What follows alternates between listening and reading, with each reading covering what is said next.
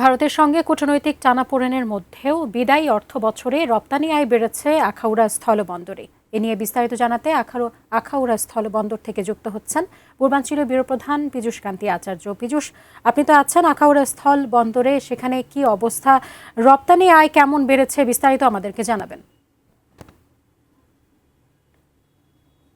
আসলে আমি আজকে সকাল থেকেই এখানে দেখেছি যে এখানে কিন্তু রপ্তানি আয় কিন্তু গত অর্থ বছরে প্রায় 10 কোটি টাকা রপ্তানি আয় বেড়েছে।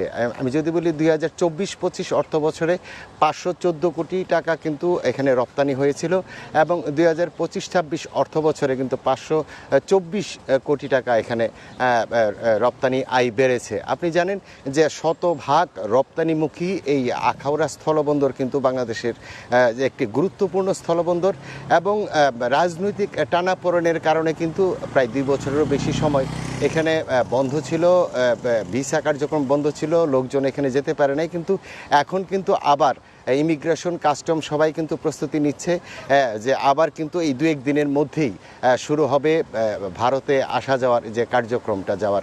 এখানে একটি তথ্য দিয়ে রাখি যে এখানে কিন্তু রাজনৈতিক টানাপোড়েনের কারণে যেই পণ্যগুলি ভারতে যেত, রপ্তানি হতো, এর মধ্যে গুরুত্বপূর্ণ 5টি পণ্য কিন্তু ভারত সরকার বন্ধ করে রেখেছিল এবং স্থগিতাদেশ দিয়ে রেখেছিল। এখানকার যে ব্যবসায়ীরা রয়েছেন তারা কিন্তু বলছেন সরকারিভাবে যোগাযোগ করে এই 5টি পণ্য যদি রপ্তানি করতে পারে তাহলে কিন্তু বাংলাদেশের রপ্তানি আয় বাড়বে।